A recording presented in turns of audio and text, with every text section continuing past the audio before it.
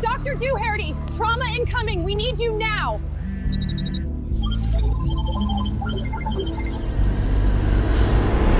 I was an emergency physician. After finishing a night shift, I had just walked out of the hospital entrance when a colleague from the hospital called me. Dr. Doherty, hurry back. A critically injured patient was just brought in. The chief wants you to return immediately and help with the resuscitation. I turned around without thinking, but then a stream of floating comments suddenly appeared in front of my eyes. Do not enter the operating room. Do not take part in this resuscitation. The patient is already dead. If you go in, you'll be taking the fall for the hospital director's daughter. This patient's family is powerful. You will not only be sentenced to death, your parents will also be forced to jump to their deaths as well. My steps stopped cold. A few seconds later, my heart tightened. I decided to believe the comments. I would gamble on it. My eyes swept quickly across the ground. I immediately locked onto an uncovered deep shaft on the road. I gritted my teeth, shut my eyes, and threw myself straight into the opening. I had been an emergency physician for almost 10 years. I had always valued my patients' lives more than my own. So when the department called, I barely hesitated. I immediately turned around and headed back. But just as I was about to reach the emergency building entrance, floating comments suddenly appeared out of nowhere before my eyes. I froze. I shook my head and rubbed my eyes desperately, wondering if too many night shifts had finally broken my brain. But the comments were still rolling steadily above my head. It's over. The moment you step into the operating room, they will announce the patient's death. They are waiting for you to go in and become the scapegoat. The entire operating room will cover for the hospital director's daughter, Olivia Hart, and accuse you of causing the patient's death through surgical error. Be careful. My mouth fell open. Olivia Hart had been my roommate for 4 years in medical school and my closest friend. Why would she choose me as the scapegoat? Countless questions spun through my mind, and for a moment, I had no idea what to do. Just then, I heard passers-by nearby discussing the accident at the intersection. Did you see it? A Bentley drove straight into the river. The owner has already been sent into resuscitation. Must be someone important. At that exact moment, my phone buzzed twice more. It was Olivia. Evelyn, where are you? Hurry up. The pre-op prep is done. We are only waiting for you to scrub in. Move faster. I am waiting for you outside the operating room. Looking at those 3 urgent messages, my blood nearly froze. Could there really be such a coincidence? A patient with a powerful background. Olivia urging me to hurry onto the table. Once I calmed down and thought it through, this was supposed to be an ordinary emergency case. There were so many on-duty doctors in the emergency department. Why did they absolutely need me, a doctor who had just finished a night shift, to rush back for surgery? The more I thought about it, the more believable the floating comments became. Once I changed into scrubs, from that moment on, I would become a lamb waiting for slaughter. The patient's death would all be pinned on me. With every colleague testifying against me, there would be no way to clear my name. I did not dare keep thinking about it. The more I thought, the more a chill crawled up my spine. I looked at Olivia's messages and did not reply immediately. Almost 10 minutes had passed since I received the notice. A decision flashed through my mind. Since the comment said I would be framed, then I would gamble on them. As long as I never appeared in the operating room, no one could accuse me. My eyes swept quickly across the ground. I immediately locked onto the road in front of the emergency building. There was an uncovered deep shaft that had not yet been sealed. I pretended to rush toward the emergency department. When I reached the opening, I gritted my teeth and shut my eyes. Then I threw myself hard into the shaft. A sudden feeling of weightlessness swallowed my whole body. I instinctively tensed. The next second, I slammed heavily onto the hard concrete at the bottom of the shaft. There was a dull thud. The impact seemed to shake pain through all my organs. Thankfully, the bottom of the shaft was dry and had no standing water. But the bare, hard ground offered no cushioning at all. A violent wave of pain spread from my head and lower leg through my entire body. I trembled in agony, cold sweat soaking through my clothes almost instantly. I knew very clearly that I had most likely broken a bone. This old drainage shaft on the outskirts of the hospital had been abandoned for years. A few days ago, someone had stolen the manhole cover. It had not yet been replaced. Only an inconspicuous warning barrier circled the shaft. Because I was rushing to do emergency surgery, I had not seen it clearly and had stepped into it by accident. There could not be a more perfect accident. My phone, which had fallen beside me, kept ringing again and again. In the dark, silent bottom of the shaft, the ringtone sounded especially sharp. But I did not move. I let the calls ring and stop and ring again. I kept my eyes tightly closed. A person who had fainted could not possibly answer the phone. All I needed to do was quietly wait until someone discovered me. The longer that took, the better. 15 minutes later, the workers who had come to install the new manhole cover arrived at the scene. They immediately saw my bag scattered near the shaft opening. One worker's heart tightened. He bent down and looked inside. The beam of his flashlight shone into the shaft and instantly revealed me lying motionless below. Someone fell into the shaft. Save her. The worker immediately grabbed his walkie-talkie and called for help. I maintained the posture of someone unconscious, eyes closed, as the commotion above grew louder and louder. I heard countless footsteps and shouts coming from the opening. More and more people gathered. I could even hear the clicking of phone cameras. Before long, police officers and firefighters arrived one after another. A rescue ladder was quickly set up. The firefighters carefully secured my severely injured, unconscious body with ropes and slowly pulled me out of the shaft. The moment I emerged, everyone could clearly see it. My face and head were covered in blood. I let out a faint, pained groan. No one dared delay. They immediately carried me into the emergency building beside us. While I was waiting to be rescued, the floating comments filled me in on what should have happened in the original storyline. Olivia and I had been medical students in the same year. We were as close as sisters throughout our 4 years of college. Later, we both entered one of the top 3 hospitals in the country. The difference was that I got in through my own ability, while Olivia relied on her father, the hospital director. She had lived in my shadow for a long time, and over time, something in her heart twisted. She wanted to beat me in everything. This accident had been her responsibility, but Olivia's medical skills were not solid, and she had been desperate to prove herself. She directly caused the patient to suffer brain death ahead of time. The first thing she thought of was to make me take the blame. That way, she could avoid prison and get rid of me at the same time. After reading the comments one by one, my entire body went cold. For 4 years in college, I had sincerely treated her as my best friend.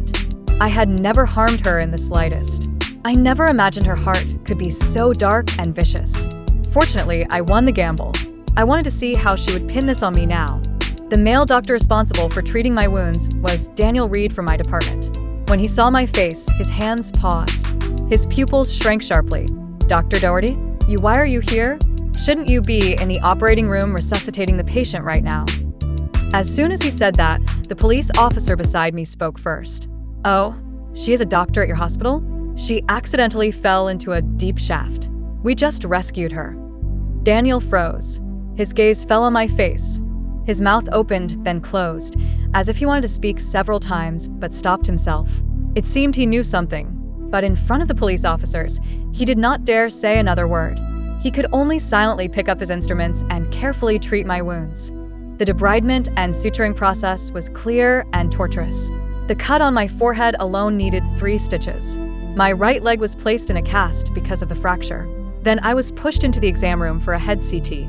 Fortunately, the results showed only a mild concussion and nothing serious. Once I appeared more conscious, 2 police officers walked into the observation room with a notebook. They needed to take my statement as part of the routine accident inquiry. "Dr. Doherty, please recount the full process of how you fell into the shaft." Leaning against the headboard, I acted as if I were trying hard to remember. After finishing my night shift, I had just walked out the front gate when a colleague from the department called and told me to return to the operating room immediately to help with the resuscitation. I was anxious and a little dazed, so I did not notice the open shaft on the road. I stepped into it and fell straight down. The officers listened and nodded repeatedly. Soon after, someone from the hospital's surveillance room hurried over. They carried the complete road surveillance footage and handed it to the officers for verification. The surveillance footage was clear and complete. It matched my statement exactly. After watching it, the officers confirmed that this was purely an accident. Just then, I suddenly cried out. I pretended to be anxious. Oh no, they're still waiting for me to return for surgery. How did I lose so much time here? I tried my best to show the normal reaction an emergency physician should have. Ignoring my injuries and the officer's attempts to stop me, I struggled to get up. "Push me over there," I have to get back to the operating room. The officers quickly tried to calm me down. Dr. Doherty, please stay calm. Your current physical condition is not suitable for surgery. But I acted frantic, forcing myself upright and insisting on sitting in a wheelchair. No, I am worried. I have to go over and check. No one could stop me. But when I was hurriedly wheeled to the operating room entrance, the atmosphere there was already deathly still. A crowd of crying, devastated family members had filled the hallway. The operating room light had gone out. The resuscitation was over. Standing before the family members was Olivia Hart in surgical scrubs. She lowered her eyes and let out a deliberately heavy sigh. I am sorry. We did everything we could. The resuscitation failed, and the patient has been pronounced dead. The family members instantly collapsed. Their heart-wrenching sobs exploded through the hallway. Then Olivia changed the subject. Her tone carried a subtle accusation as she intentionally pointed the blame toward me. Actually, there was a strong chance he could have been saved. Unfortunately, the lead surgeon, Dr. Evelyn Doherty, made repeated mistakes, and that was why her words were like sparks falling into a pile of explosives, instantly igniting everyone's rage. Where is Evelyn Doherty? Why doesn't she dare come out? A doctor who treats human life like nothing. We need an explanation. The family members were immediately enraged, screaming that I had to pay with my life. I sat in the wheelchair, quietly watching her twist the truth. In the chaos, one family member locked his gaze onto the badge on my chest and read each word aloud. Emergency department physician, Evelyn Doherty. The moment he said that, everyone turned to look at me. The patient's wife had been sitting on the floor sobbing. When she heard this, she completely lost control. She scrambled up from the ground, eyes bloodshot, and rushed toward me like a madwoman. It's you. You are the one whose negligence killed my husband. She grabbed my collar, her fingernails digging deeply into my skin. The violent tugging sent waves of pain through my right leg. The surrounding family members surged forward, completely out of control. Shoving, cursing, and accusations came one after another. Killer doctor. Does your conscience not hurt after killing someone? You have to pay with your life. With my right leg broken, I had no ability to fight back. I could only grip the wheelchair tightly, endure the pain and humiliation, and try to explain. But again and again, my words were drowned out by the furious shouts. It was not me. I had nothing to do with this surgery. I never participated in the resuscitation. But in front of the enraged family members, my defense sounded pale and powerless. Standing behind the crowd, Olivia coldly watched as they surrounded and bullied me. A vicious smile hid at the corner of her mouth. Dr. Doherty, are you still trying to argue even now? She raised her voice, pretending to be heartbroken. You caused a medical accident, yet instead of taking responsibility, you deliberately faked a fracture. You are clearly trying to escape accountability. Those words cemented my crime.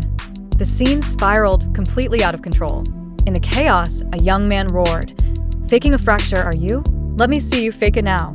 Before his words finished, he lifted his foot and kicked hard into the side of my wheelchair.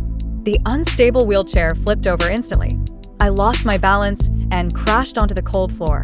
Then the family member raised his foot and stomped with all his strength on my freshly cast right leg. A bone-piercing pain tore through my entire body. I could no longer hold back and screamed sharply. I curled up on the ground, trembling from the pain. Hearing the commotion, the police officers and Daniel hurried over. The officers quickly rushed into the scene and shielded me behind them. Stop. This is a hospital. The patient's wife grabbed the police officer's sleeve. Officer, this is the doctor who killed my husband through malpractice. You have to arrest her and put her in prison. Accusations rose again from every direction. Everyone believed I was the culprit behind this medical accident. Only Olivia looked confused when she saw the officers. Clearly, she had no idea what had happened outside. The leading officer coldly swept his gaze over the shouting family members. Then he asked clearly, word by word, "So what you are saying is that Dr. Evelyn Doherty made a surgical error in the operating room just now and caused the patient's death?" The family members answered without hesitation. "That's right. It was her." The officer gave a cold laugh. "Then, that is truly absurd." He took out his phone and held it high, facing everyone present. "Then take a good look at this." The moment everyone saw what was on the phone, Olivia's pupils shrank sharply. All color drained from her face. The family members' expressions changed at once. The entire hallway fell silent. On the phone screen was the complete surveillance footage from the hospital entrance. There were no signs of editing or tampering. Every second of the video was hard evidence. The surveillance footage clearly recorded the timeline. At 9 a.m., I clocked out on time and walked out of the hospital gate. At 9:10, I received a call from the department outside the hospital entrance and hurriedly turned back. At 9:18, because of my negligence, I stepped into the uncovered shaft and fell straight down. For the long 20 minutes after that, I had no ability to rescue myself or leave. The police officer's gaze was cold as he swept it over the crowd. Then he spoke slowly, his voice loud and clear. According to the construction workers' emergency report and the rescue process, Dr. Evelyn Doherty was trapped in the shaft the entire time and had lost all ability to move. He emphasized each word. May I ask how someone trapped at the bottom of a shaft with a fractured right leg could split herself in two, enter the operating room, participate in the entire surgery, and cause the patient's death through surgical error? That question struck straight at the heart of the matter. The entire hallway fell silent. All the family members who had been screaming in anger looked at one another. The rage on their faces froze. Everyone fell into a brief, stunned silence. But at that critical moment, a dignified, forceful voice suddenly came from behind the crowd, shattering the silence. Officer, one-sided evidence cannot absolve Evelyn Doherty of medical responsibility. Everyone turned sharply. It was the hospital director, Theodore Hart. His face was grave and solemn. The authority of a hospital executive radiated from his expression, instantly taking control of the atmosphere.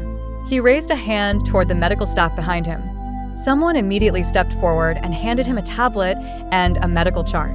Director Hart spoke with righteous certainty, directly overturning everything that had just been established. Our hospital's internal operating room surveillance proves that the doctor who caused the medical accident was, in fact, Evelyn Doherty. As soon as he finished speaking, a staff member lit up the tablet screen. The internal operating room surveillance footage was projected and enlarged. The instant the screen brightened, every eye focused on it. In the footage, a female doctor was wearing sterile surgical scrubs and a mask. Whether in height, build, or my usual way of holding surgical instruments, she looked exactly like me. Because the surgical cap and mask covered her tightly, her face could not be seen, could only be judged by her appearance. In addition, the operating room camera was placed very high. It filmed from above, and the angle affected the view. The police officer took the tablet and compared the person in the video to me repeatedly, but he could not find a flaw. Then a surgical record was spread before everyone. In the physician signature section, the name was clearly written: Evelyn Doherty.